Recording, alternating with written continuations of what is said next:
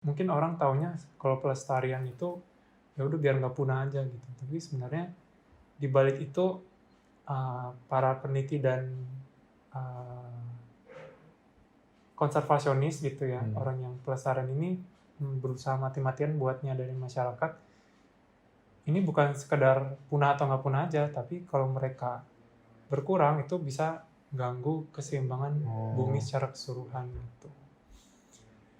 Mungkin sekarang ini situasinya sendiri, mungkin kita ngomong di Indonesia aja ya.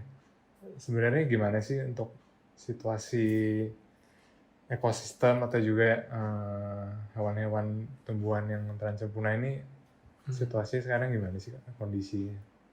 Kalau di Indonesia sendiri sebenarnya ada banyak banget ya hewan yang statusnya ini relatif terancam gitu. Dengan adanya berbagai ekspansi, misalkan industri, terus pembukaan lahan buat bikin pemukiman gitu ya. Kita nggak bisa pungkiri kan ya jumlah manusia terus bertambah kan, terus butuh banyak lahan. Tapi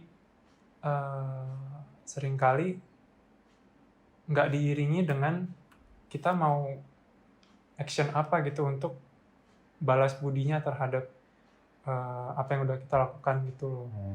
Misalkan kalau buka lahan, ada riset yang menunjukkan kalau kayak yang sekarang yang relevan itu COVID gitu kan ya, corona itu dari kelelawar dan juga atau dari hutan-hutan yang nggak terjamah, virus-virus itu banyak dari sana.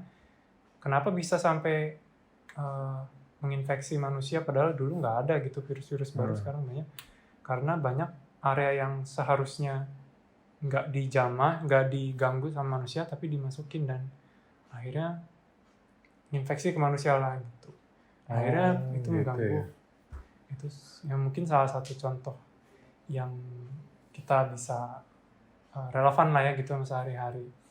Atau mungkin kayak hewan ini misalkan seperti tarsius ini, kenapa dia berkurang? Karena banyak hutan-hutan yang dibuka karena kebutuhan pembukaan lahan tadi, akhirnya mereka hilang habitatnya gitu. Buka jalan tol lah atau buka perumahan, terus mereka kan bingung mau kemana gitu kan. Akhirnya ya istilahnya seleksi alam lah gitu ya, tersingkir mereka. Gitu sih. Jadi maksudnya nih kalau misalnya ada industri mau hancurin sebagian hutan ini buat bangun pabrik, jadi sebaiknya mereka bikin lahan di tempat lain ini juga, misalnya hutannya dibikin hutan baru lagi di tempat lain gitu atau gimana sih?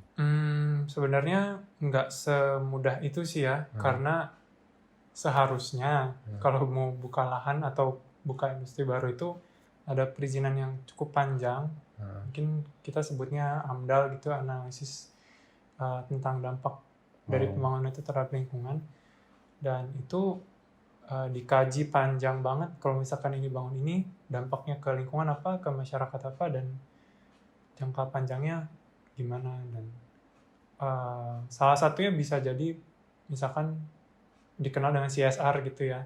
CSR mereka mau ngapain sebagai balas budinya, bisa dengan nanam reboisasi, nanam pohon lagi. Tapi nggak segampang tanam terus tinggal udah selesai gitu. Pabriknya harus boleh dirawat banget. ya. Nah itu dia.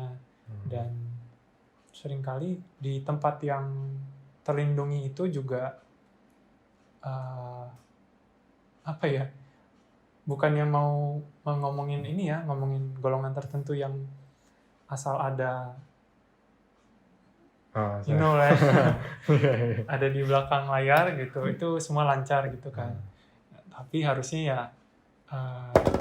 susah sih memang, kita perlu memperketat buat izin kayak gitu. Oke.